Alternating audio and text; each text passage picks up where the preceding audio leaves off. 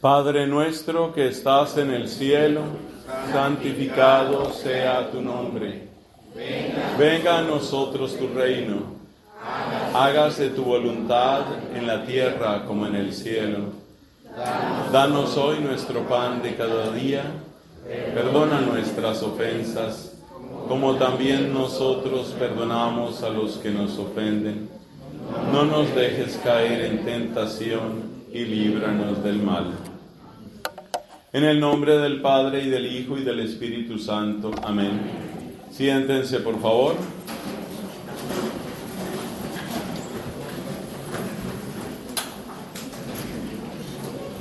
Hermanos, vamos a presentar un pequeñito resumen de las predicaciones que hemos tenido el día de ayer. Mientras yo hago este resumen, usted mire si tiene dónde escribir. Si no tiene otro lugar donde escribir, entonces en su celular en silencio lo puede hacer. Verifique también que todos los aparatos electrónicos estén en silencio. Las alarmas, tabletas, iPad, celulares que estén en silencio. Tenga en cuenta que es la manera de ayudar para que el mensaje alcance fácilmente a todos. Resumen de lo que hemos comentado ayer. Estas predicaciones las hemos llamado un camino de esperanza con Jesucristo. Un camino de esperanza con Jesucristo. Lo primero que mencionamos es que Cristo despierta en el corazón humano una gran esperanza por la manera como nos ha amado. Sobre todo porque el amor de Cristo no se queda en un grupito, sino que Cristo sale a buscar a aquellas personas que a veces el mundo rechaza más. Así, por ejemplo, nos damos cuenta que Cristo le ofrece la salud y le devuelve la dignidad a aquel leproso. Nos damos cuenta que Jesús acoge con cariño, bendice, confirma en su conversión a una mujer que llevaba una vida de pecado. Y es muy importante que nosotros nos identifiquemos con esas personas. Esas no son historias aisladas. Tal vez uno no tiene la misma enfermedad de ese hombre, pero uno tiene otras lepras. Tal vez uno no tiene la misma vida de aquella mujer, pero uno tiene sus propias faltas. Entonces veíamos cómo Jesús en su generosidad sale al encuentro del pecador, y el pecador soy yo, y todos somos esas ovejas de su rebaño. Luego hablábamos del camino, cómo en el camino a veces uno se desanima, porque el camino de la vida cristiana es largo, y a veces suceden cosas que nos desaniman.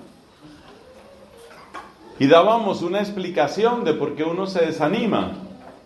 ¿Quién se acuerda? ¿Cuál es la razón principal por la que uno se desanima? A ver, ¿quién lo dice? Porque Dios no nos da lo que nosotros pensamos. Tenemos una idea, ¿cierto? Queremos recibir algo y Dios nos da otra cosa. O tenemos un plan y Dios sale por otro lado. Entonces uno se desanima, y veíamos en el capítulo 24 de San Lucas, ¿cierto? Veíamos ese problema tan grave, porque estos discípulos de Jesús se desanimaron.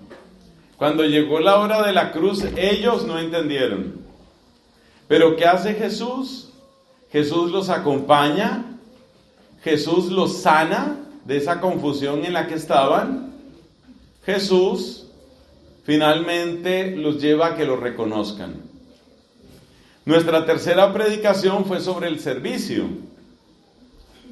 Hablábamos de cómo el Señor Jesucristo quiere que cada uno de nosotros ubique ese grupo de personas que ya no se le va a olvidar nunca cómo se llaman. ¿Se llaman? Gente. Cada uno de nosotros tiene su gente.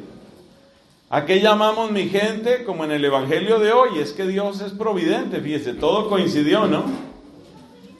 Gente, ¿cuál es? Mi gente, ¿cuál es? Aquellas personas que tal vez yo no las busqué, pero son personas que han marcado profundamente mi vida.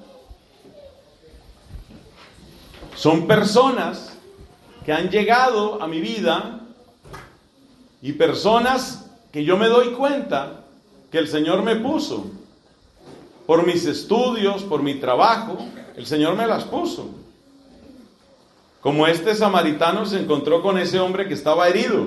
Él no lo estaba buscando y ahí se lo encontró.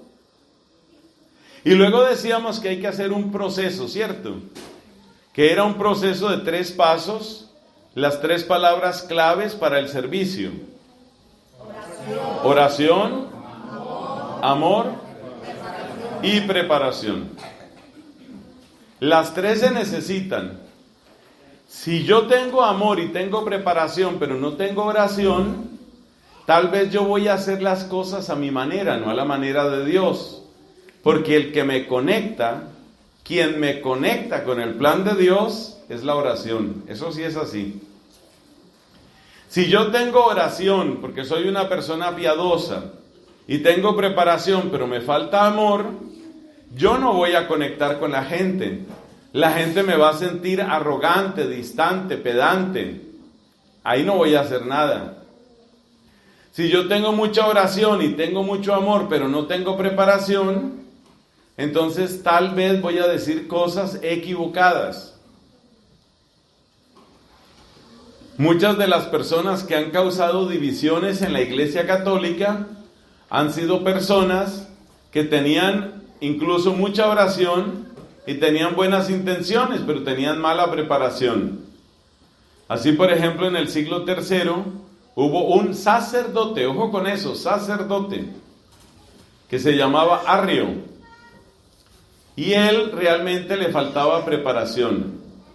Entonces terminó dividiendo a la iglesia. Ese es un peligro que hay. O sea que necesitamos 3 cosas. ¿Cuáles son las 3 cosas? ¿Ya se las aprendió? ¿Cómo son? Muy bien. En esta predicación de ahora vamos a desarrollar un poquito más el tema del servicio. Porque lo que nosotros queremos con esta misión es que usted, que tiene fe, que ama su parroquia, que quiere servir en la iglesia, realmente se integre y pueda colaborar. Eso es lo que queremos. Entonces vamos a hablar un poquito más del servicio para no cometer errores, porque las buenas intenciones son necesarias, pero a veces uno comete errores. O sea que si lo quiere conectar con la predicación anterior, vamos a decir que estos son algunos temas que tienen que ver con la preparación. Son 3, oración, amor y preparación. En la parte de la preparación necesitamos algunos consejos específicos. Por ejemplo, alguien me decía que a veces parece que estamos sirviendo a los hombres, no a Dios. Entonces nos concentramos en complacer, por ejemplo, a la persona que coordina, caerle bien al coordinador o la coordinadora. Pero esa no es una buena idea, porque el Salvador de mi vida, el Señor de mi alma, es Jesucristo.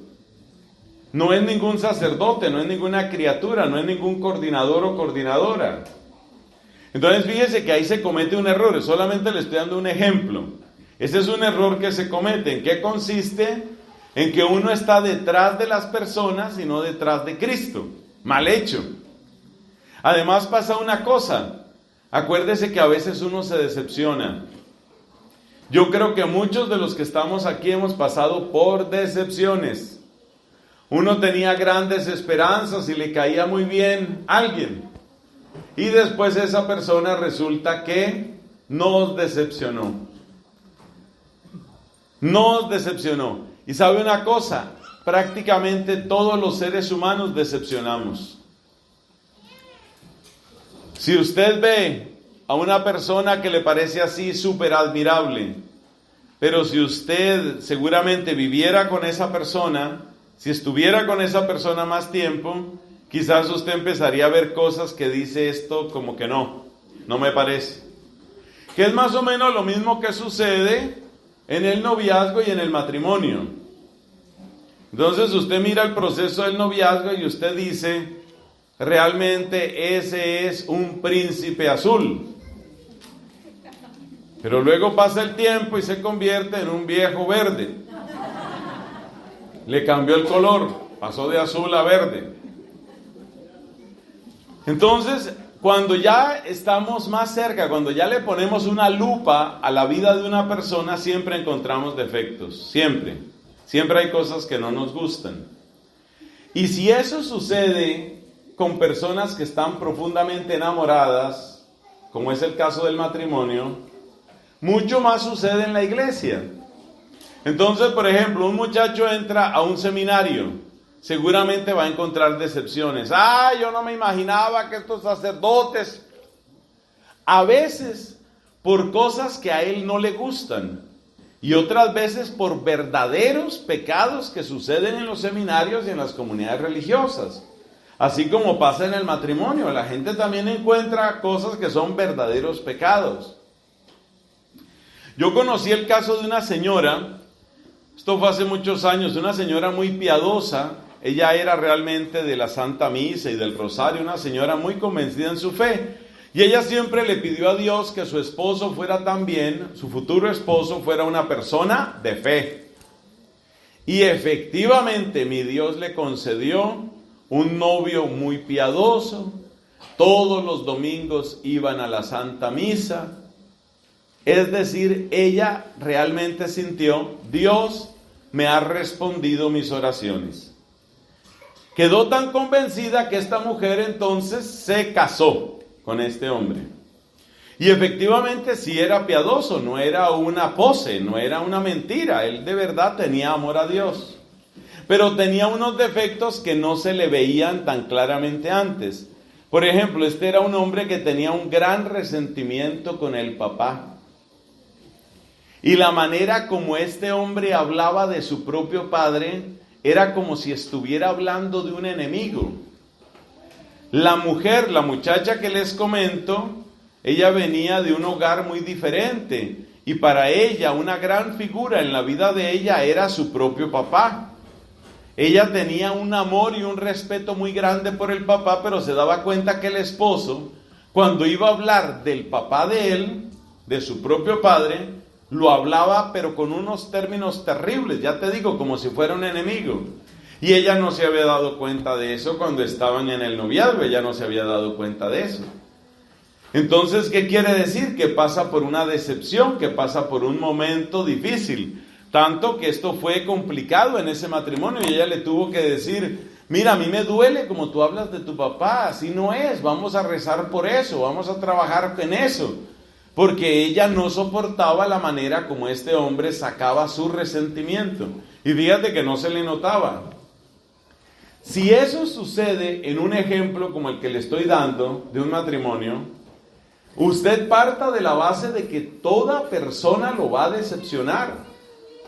Usted se encuentra con la coordinadora, el coordinador del grupo, de la comunidad, y usted un día u otro día, usted se va a dar cuenta que tal vez es una persona muy virtuosa, pero tal vez es una persona envidiosa, o es una persona codiciosa, o es una persona grosera. Hay gente que cuando habla en público se expresa muy bien y utilizan un lenguaje muy limpio, pero luego cuando ya están en confianza, entonces van soltando sus palabrotas, y eso le salen alacranes, lombrices, gusanos. ¿Y por qué ese lenguaje? No, es que ya yo en confianza hablo así. Entonces da pesar. Porque cuando tú lo oyes con el micrófono y está predicando en el nombre de Cristo y aleluya, hermanos, muy bien que le sale todo. Pero ya luego es una persona que nos decepciona porque tiene un lenguaje feo.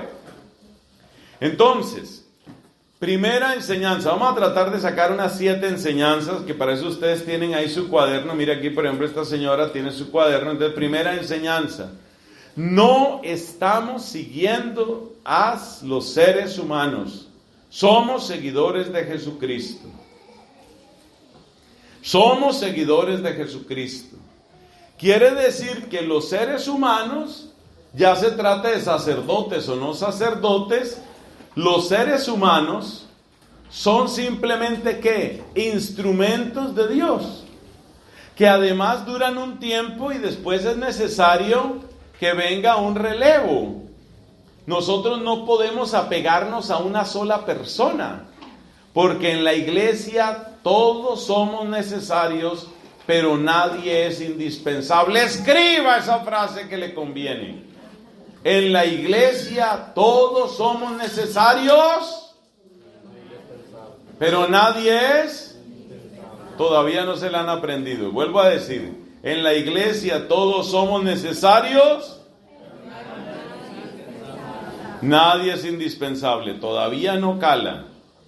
Poco a poco vamos llegando. Tercer intento, Nelson, respire profundo. En la iglesia todos somos necesarios, pero nadie es indispensable. Y tiene que haber cambios. Esto vale si uno es de los súbditos, por darle un nombre. Pero esto vale también para los coordinadores. Esto vale para los directores. A veces nos apegamos a una determinada responsabilidad como si nadie más pudiera hacerla. Yo conocí un grupo en otra parte, pero fue en este país. Yo conocí un grupo en el que un señor estaba, vamos a llamarlo de coordinador, director, eso los nombres son distintos en todas partes. Vamos a llamarlo coordinador. Y este hombre estaba de coordinador allá. Y duró tiempo. Finalmente hubo un cambio. Ya eligieron otra persona. Pero cuando ya pasó al rango de abajo, no estaba contento. Y entonces cualquier cosa que dijera el otro, de una vez atacarla. No, eso nunca se ha hecho así, es que eso no es así, es que... En el fondo, la gente, porque me lo comentaban, la gente me decía, da la impresión, y quizás había razón en eso, da la impresión de que había como una especie de celos, como una especie de envidia. Entonces, la persona que tiene un cargo, que tiene una responsabilidad, debe entender que está por un tiempo, porque en la iglesia todos... Pero, exactamente, como nadie es indispensable, yo tengo que entender que si tengo una responsabilidad, entonces quiere decir que no la voy a tener para siempre. No la voy a tener para siempre. Incluso en la Iglesia Católica está previsto que un papa puede renunciar. Por eso tenemos el ejemplo que nos dio hace unos años el Papa Benedicto XVI. Él realmente se sintió sin fuerzas. Su cabecita, bendito sea Jesús, trabaja muy bien. Pero es que ser papa no es solo tener buenas ideas o poder decir palabras correctas. Hay demasiado esfuerzo que tiene que ver con reuniones y planeaciones y medidas que hay que tomar. Y entonces el Papa Benedicto se dio cuenta que sus fuerzas no daban. Y entonces, ¿qué hizo? Él presentó su renuncia según los términos del derecho canónico, que es el derecho que rige en la iglesia. Él se dio cuenta que había que hacer algo. A mí me parece que es un gran ejemplo ese, un gran ejemplo. Ahora, cada papa es cada papa. Sabemos que Juan Pablo II obró de una manera diferente. Seguramente es un gran testimonio lo de Juan Pablo II, pero también tiene sus problemas. Porque si una persona está demasiado enferma durante demasiado tiempo, entonces realmente no está dirigiendo el barco. Y si no está dirigiendo el barco de Pedro, entonces otros lo estarán dirigiendo. O sea, yo respeto y amo a los papas que nos ha dado el Espíritu Santo. Respeto, amo y agradezco a Juan Pablo II todo lo que hizo. Él tomó una opción. Iré hasta el final. Benedicto tomó otra opción. Yo creo que hay cosas que hay que hacer y no me dan las fuerzas. Ambas opciones son respetables y Dios es el único que les puede pedir cuentas a ellos. Pero nosotros aprendamos la lección. Y eso significa que muchas veces es necesario dar un paso al costado y dejar que sean otras personas. Entonces, primera lección práctica. Ya la hemos dicho varias veces, la repetimos. En la Santa Iglesia Nadie es indispensable. Pero antes decíamos otra cosa. Todos somos necesarios. Nadie es indispensable. Exactamente. Eso es muy importante. De aquí vamos a sacar otras 2 lecciones, porque dijimos que son 7 lecciones. ¿Para qué? Para que todas las comunidades, todos los grupos que tenemos en nuestra parroquia o en los lugares en donde ustedes están, porque yo sé que no todos son aquí de la parroquia de San Patricio, hay personas que vienen de otros lugares también. Entonces, esto lo podemos aplicar en muchos sitios. De aquí viene una segunda lección, y esa segunda lección va en esta frase: el mejor líder es el que prepara a otros líderes. Esa frase me encanta. Ese pensamiento me parece muy importante. El mejor líder es el que prepara a otros líderes. Lo mismo que pasa en una familia. En una familia pasa eso. Entonces, por ejemplo, el papá, la mamá quieren que los hijos se preparen, aún en cosas muy sencillas. En cosas muy sencillas. Yo me acuerdo allá del pueblo donde era mi mamá, que eso queda en Colombia, una población llamada Soledad, a unos kilómetros de Barranquilla, en la costa del Caribe. Había una señora que era muy famosa por una carne guisada que ella hacía. Una carne deliciosa. ¿Quién sabe cuál era el ingrediente secreto? Pues el hecho es que se murió la señora y nadie le aprendió el secreto. Se acabó la carne esa. No le transmitió el secreto a nadie, ni siquiera a las hijas, porque la gente le preguntaba: oiga, ¿y la carne esa tan buena que hacía su mamá? Que le quedaba tan blandita, jugosita, bien guisada, deliciosa. No, a nadie le contó. No, eso no puede ser. No permitas que tus mejores secretos para el bien mueran contigo. Hay secretos que tienen que morir con nosotros, que son los secretos para el mal. Si yo sé, por ejemplo, algo terrible de una persona, yo no tengo necesidad de estar contando eso. Pero fíjate que nosotros cometemos un error, y es que las cosas malas sí las contamos. Mal hecho. Las cosas malas no hay necesidad de estarlas contando. ¿Qué necesidad tenemos de estar difamando? Eso se llama difamar. Si sabes algo malo de alguien, no necesitas estarlo contando. Pero las cosas buenas que tú sabes hacer, esas sí transmíteles. Entonces, por eso estamos diciendo, el mejor líder. ¿Cómo fue que quedó esa frase? Usted la escribió, ¿cómo es? Es el que prepara otros líderes. Fíjese que Jesús, siendo quien era, Él preparó a sus apóstoles. Los preparó en la teoría y los preparó en la práctica. ¿Y dónde vemos que los preparó en la práctica? Lo vemos en que los envió a que hicieran misión. Y cuando los envió a que llevaran la buena nueva, los envió solos, para que pasaran también trabajo. No les hizo un entrenamiento fácil. Usted puede leer, ya que están apuntando sus citas bíblicas, usted puede leer en Mateo capítulo 10, todas las condiciones que les puso. Los mandó a un entrenamiento serio. Jesús es el gran líder. Todos sabemos lo que significa la palabra líder en inglés. To lead es ir delante, guiar. Entonces el gran guía, el que va delante de todos nosotros, es nuestro Señor Jesucristo, bendito sea su nombre. ¿Y qué hizo Jesús? No se quedó con el conocimiento, sino que les enseñaba. Y mira estas palabras que se encuentran en el capítulo 15 del Evangelio según San Juan. Todo lo que oí de mi Padre, se los he dado a conocer.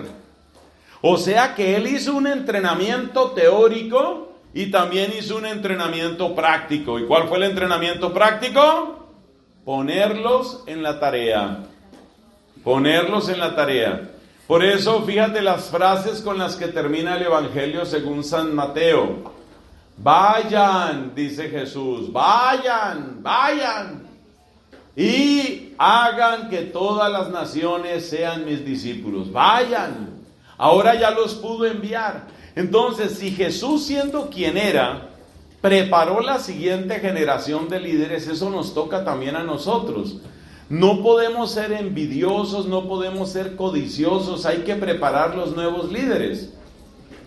Hay personas que tienen una gran desconfianza con los jóvenes.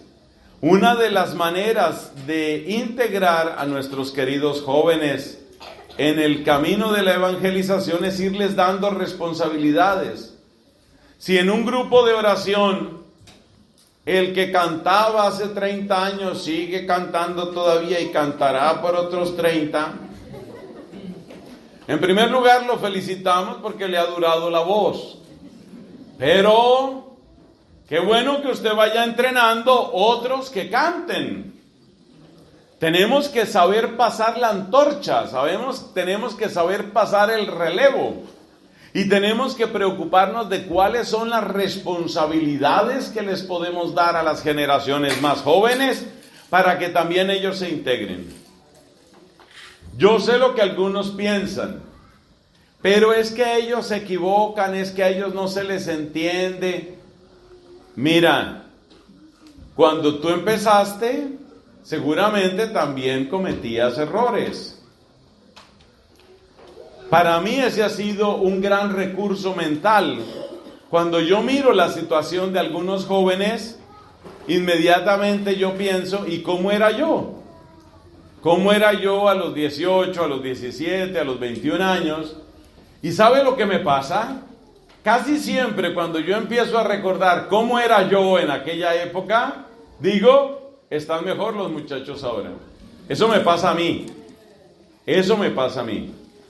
Entonces, el segundo consejo es que hay que preparar la siguiente generación de líderes. Hay que transmitir el conocimiento. Hay que transmitir el conocimiento. Tercera recomendación, son 7 recomendaciones. La tercera recomendación es muy hermosa. Se llama, piensa primero en el bien común. Piensa primero en el bien común. Esto vale para el grupo, esto vale para tu familia, esto vale para la pareja, esto vale para la comunidad, esto vale para la parroquia.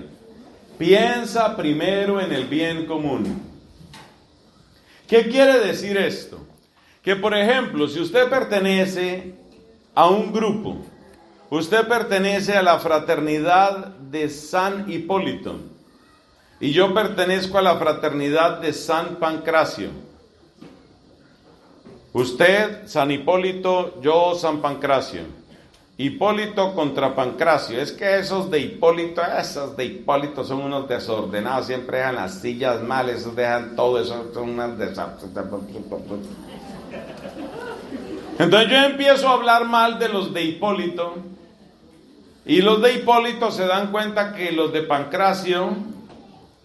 hablamos mal de los de Hipólito, entonces muy fácilmente ellos también empiezan a hablar mal y esas son las divisiones. Entonces yo tengo que pensar con ese tercer criterio. Esto que yo estoy haciendo ayuda al bien común, en ese caso el bien común de la parroquia, ayuda a la parroquia la manera como yo estoy hablando, ayuda a la parroquia esto que estoy haciendo. Todo lo que sea espíritu de competencia, de desprecio, de humillación, de rebajar el trabajo del otro, es malo para el bien común. Usted piense lo que es una familia. Le preguntaban a una señora, una señora que tenía 2 hijos, uno se llamaba Pedro y el otro se llamaba Pablo. Entonces le decían, señora, ¿usted tiene preferencias con sus hijos? Y entonces ella decía, no, yo no tengo ninguna preferencia, absolutamente ninguna preferencia. Y yo no veo ninguna diferencia entre Pablo y mi campeón, que es Pedro. Entonces, mire, esas cosas que nos hacen sonreír, le causan mucho daño a los niños. Eso de sentir uno, a mí no me quería mi mamá.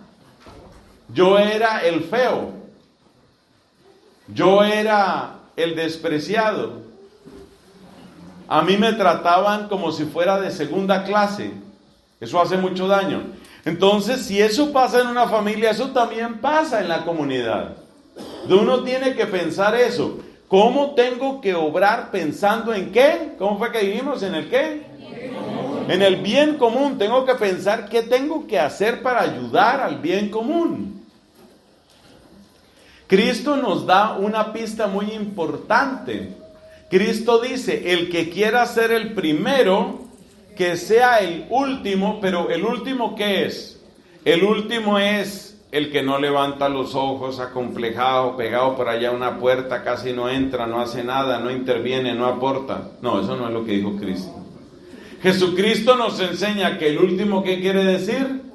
El servidor de todos. Esa es la clave que nos da Cristo. El servidor de todos.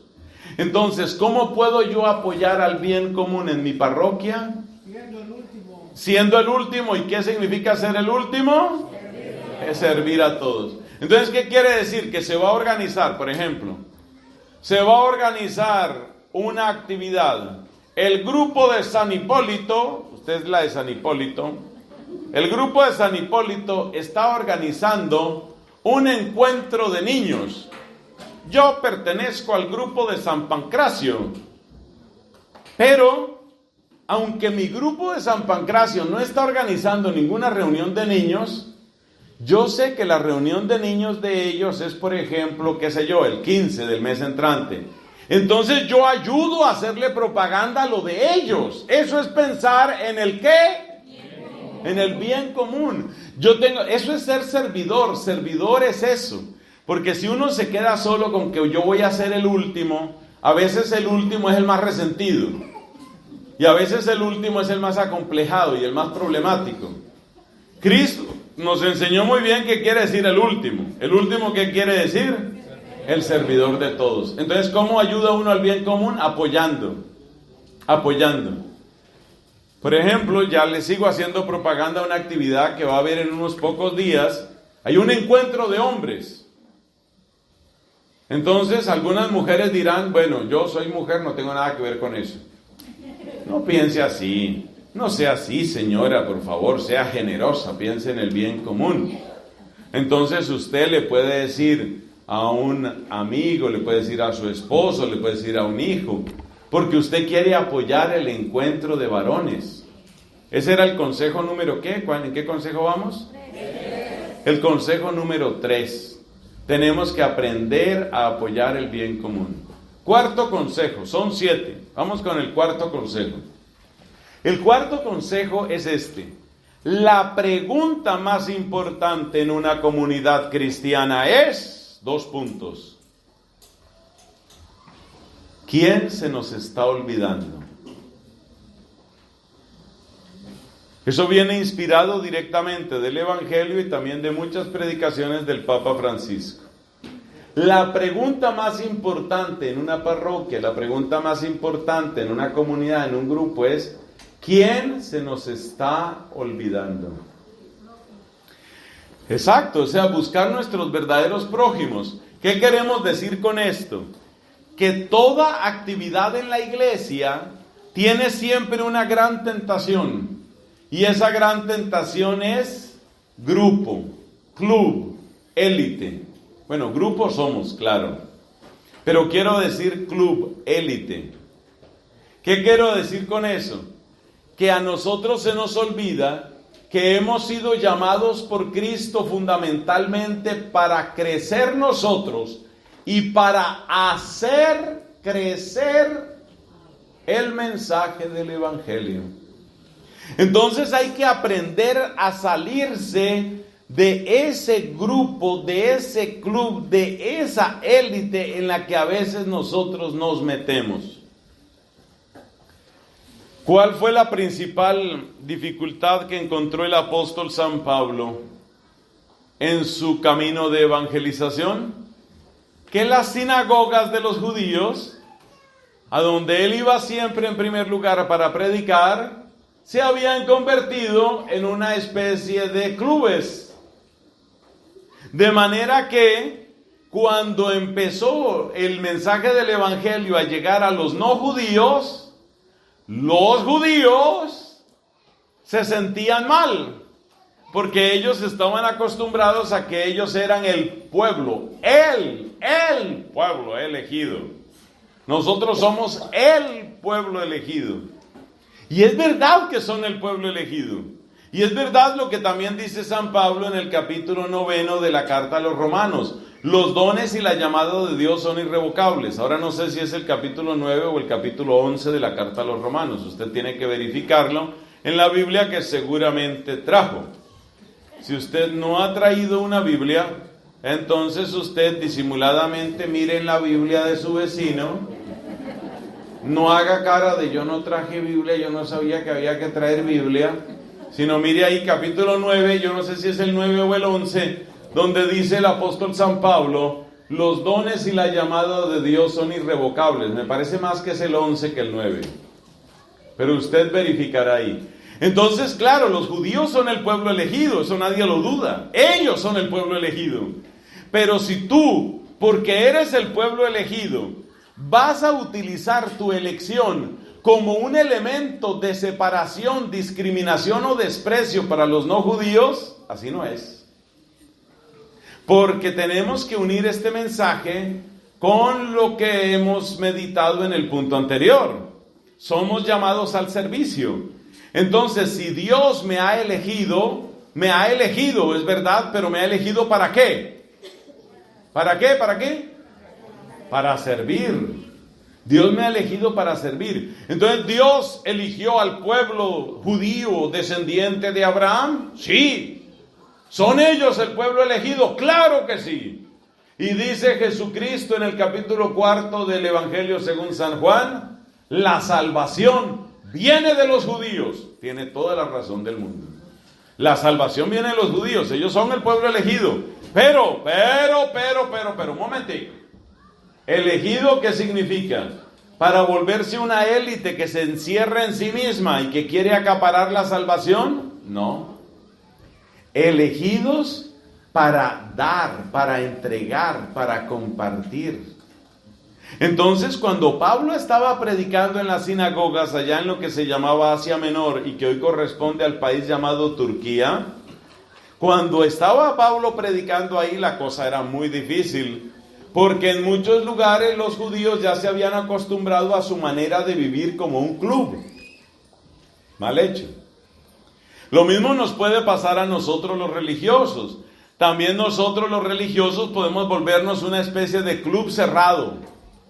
Y entonces nosotros a pasarla bien y a estar contentos, pero no compartimos. Mal hecho.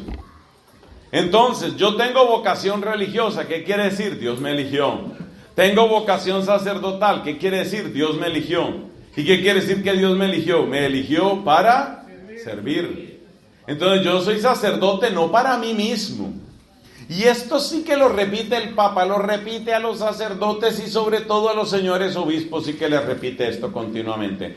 Ustedes no son obispos para que se encierren en su dignidad. Ustedes no son obispos para que se encierren en sus privilegios. Ustedes son obispos para servir, para entregarse, para darse.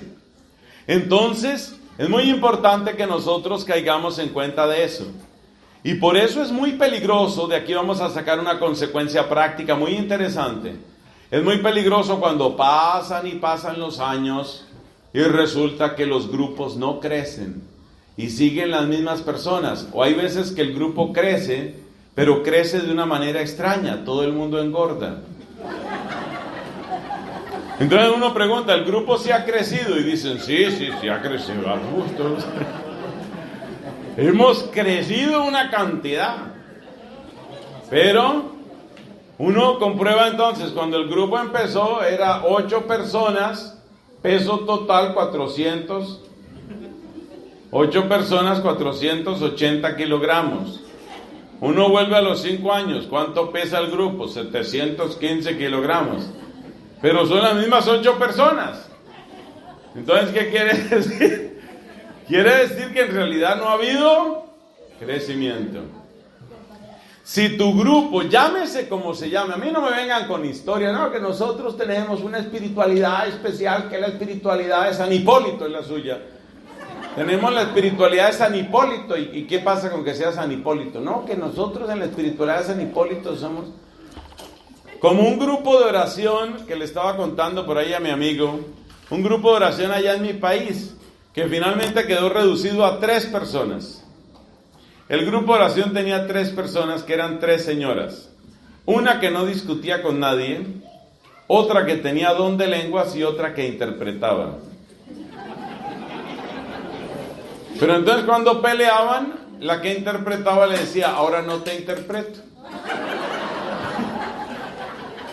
A eso quedó reducido el grupo de oración.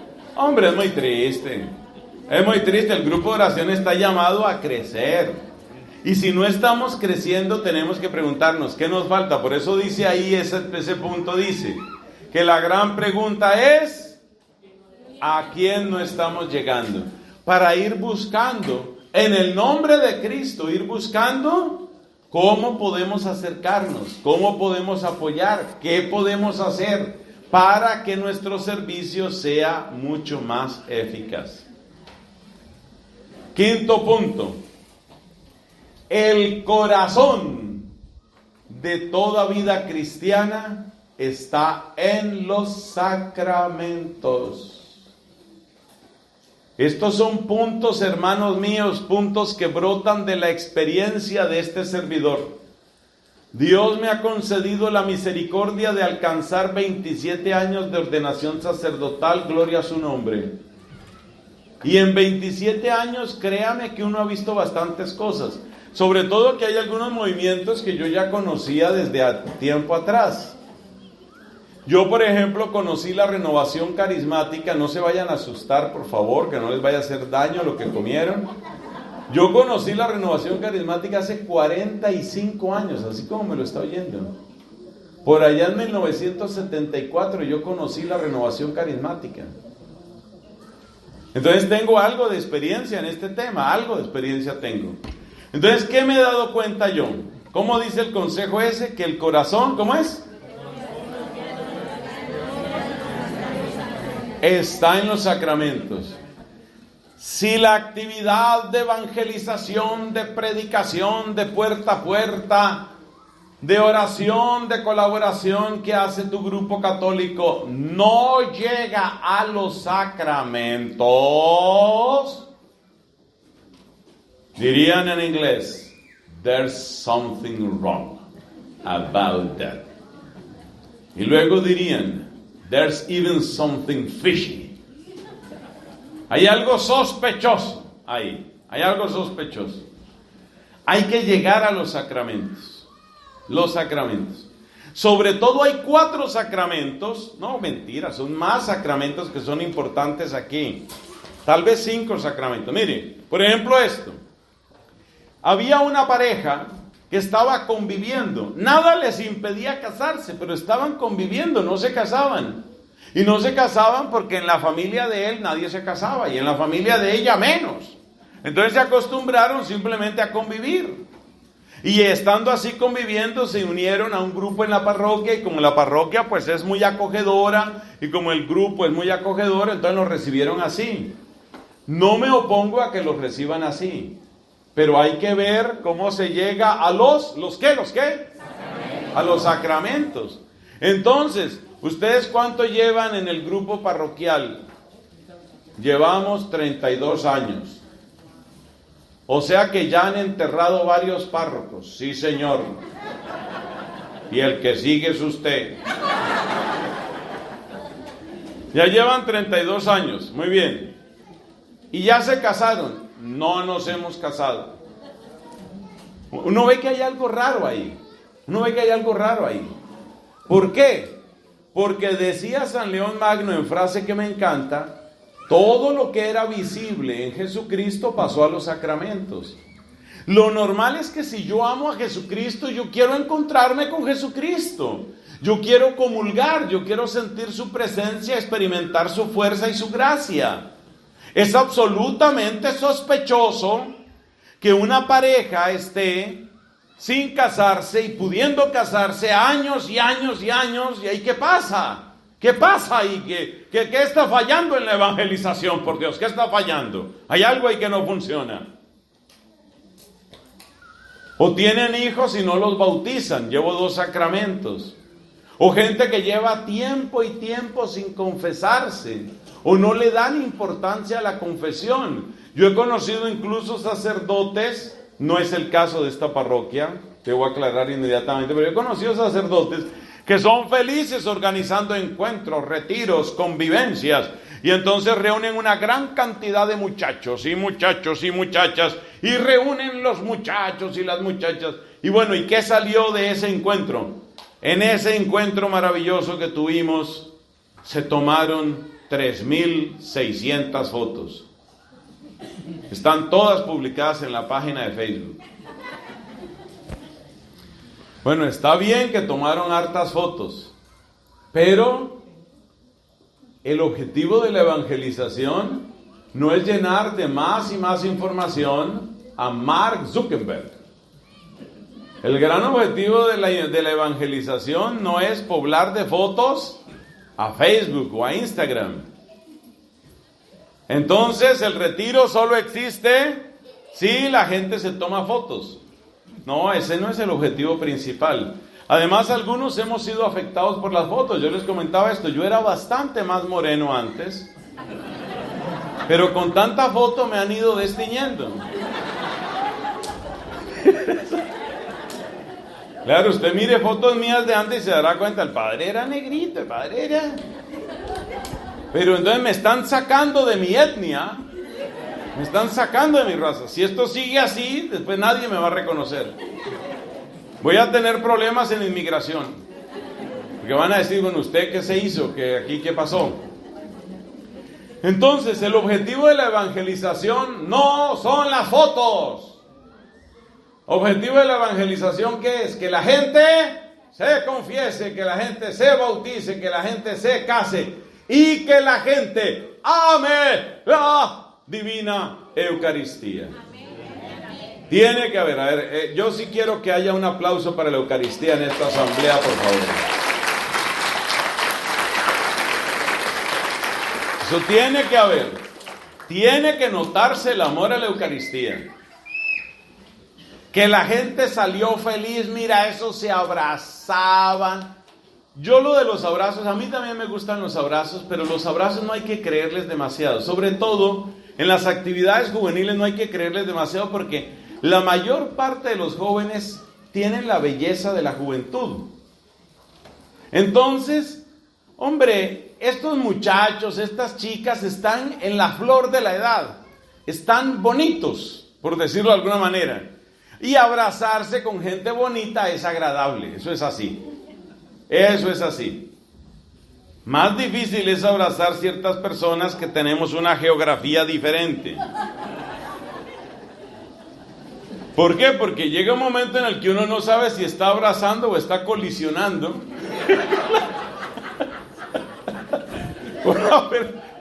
Eso fue un abrazo, fue una colisión, ¿qué fue lo que pasó ahí? Uno no sabe realmente. Entonces lo de las fotos es bonito, pero las fotos no se dejen convencer de las fotos. Eso tiene que llegar la confesión. Si no llega la confesión, si no llega la Eucaristía, la comunión bien recibida, no de cualquier manera, ojo, no de cualquier manera. Si no llega la comunión bien recibida, si no llega el bautismo, y le agregué otro, porque le dije que había por lo menos 5 sacramentos importantes, le agregué otro. ¿Y sabe cuál es el otro? Ordenación sacerdotal. ¿A qué se refiere, padrecito? Me refiero a que hay que hacerse esta pregunta, sobre todo en aquellos grupos que llevan tiempo y tiempo y tiempo. ¿Dónde están las vocaciones? ¿Dónde están? Tienen que salir vocaciones para la vida religiosa, vocaciones para el sacerdocio. Tienen que verse las vocaciones. Tiene que haber vocaciones. Bueno, terminamos ese punto que era el punto número 5. Nos vamos con el punto número 6. Para todo grupo. y esto también vale para todo grupo católico,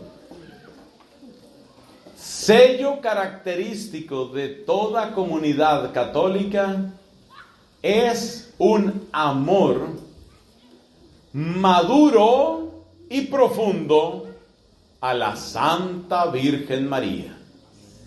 Como decía el meme, se tenía que decir y se dijo. Se tenía que decir y se dijo.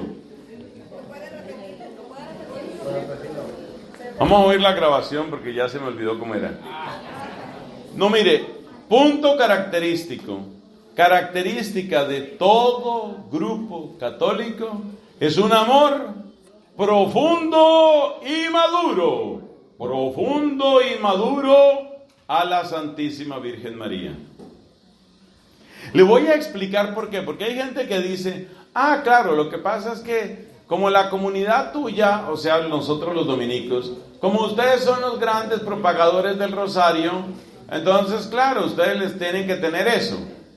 No, el amor a la Virgen no es porque yo sea dominico, sea franciscano, sea jesuita, sea diocesano, no, señor. El amor a la Virgen tiene una razón teológica y bíblica muy profunda. Y es que la Virgen María es el fruto primero y precioso del Evangelio. Yo no puedo decir que yo amo el Evangelio si no amo la expresión perfecta del Evangelio, que es María Santísima. Usted imagínese que yo le dijera, a mí me encanta el árbol de mango, pero no me gustan los mangos. Eso está muy raro. No tiene sentido. El fruto precioso del Evangelio, en ninguna criatura se ve mejor que en María Santísima, que fue llamada por el Santo Arcángel la llena de gracia. Entonces, ¿cómo voy a decir yo que estoy en el camino del Evangelio si el fruto precioso del Evangelio, que es María, no me atrae, no me mueve? Hay algo raro ahí, hay algo que no funciona ahí. Si estás viviendo el Evangelio, el fruto del Evangelio que está en María, porque María es la llena de gracia, y porque María dijo, desde ahora me felicitarán todas las generaciones, porque el poderoso ha hecho obras grandes en mí. Y la prima, Santa Isabel, ¿cómo la llamó? La llamó la llena de gracia, la llamó la bienaventurada, bendita entre todas las mujeres. Entonces hay mujeres que son coronadas como reinas de belleza. Reinas de belleza. Pero eso pasa en otras parroquias. El hecho es que hay reinas de belleza, pero el reinado de belleza dura un año. Al año siguiente, por más bonita que sea, al año siguiente, quítese, señorita, suelte la corona esa que ahora le toca a otra. Y se le acabó el reinado. Pero de María Santísima no se dice algo semejante. Lo que se dice son estas palabras: bendita eres entre todas las mujeres. Todas las mujeres son las de este año, las del año pasado, las de dentro de 10 años, las del siglo XVII. Si la humanidad dura hasta allá, las del siglo XXIII, las del siglo XXV. O sea que realmente algo extraordinario, algo absolutamente único ha sucedido en ella. Y la Biblia misma nos cuenta qué es lo que ha sucedido en ella. Ella es la llena de gracia, en ella la gracia ha dado su fruto precioso. Entonces yo no puedo ser católico, de hecho yo no puedo ser cristiano. Por eso me parece que se hacen una violencia terrible aquellos que se llaman cristianos y no aman a la Virgen. Eso es una violencia terrible. Ellos sí están diciendo, me gusta el árbol de mango, pero no quiero mangos. Pero ¿cómo lo vas a decir si el fruto más bonito del árbol de mango pues son los mangos y el fruto más precioso del Evangelio es María? ¿Cómo vas a decir que no la amas? Es que no tiene sentido que tú digas que eres cristiano y que no la amas. Y no la vas a amar de cualquier manera. Porque si estamos diciendo que ella es como una encarnación del Evangelio, hasta eso me atrevo yo a decir. Oiga esa frase, para que escriba por ahí en sus apuntes. María es como una encarnación del Evangelio. Así se lo digo y así me sostengo. Entonces es ridículo que yo diga que amo el Evangelio si no amo a María. Finalmente, último punto, señoras y señores, esto va llegando a su final. Es el momento culminante, momento fundamental. Y este séptimo y último punto, ¿a qué se refiere? Se refiere al servicio a los más pobres. Yo sé que ya hablábamos de a quién se nos está olvidando, pero tenemos que recordar aquí específicamente a los más pobres. Todo grupo o comunidad cristiana tiene un test fundamental en la manera como sirve a los más pobres. ¿Por qué eso es importante? Repito, ya dijimos que teníamos que preguntarnos a quién estábamos o quién nos falta. Pero es que a veces cuando nos preguntamos quién nos falta, entonces uno pregunta en una familia, ¿quién nos falta?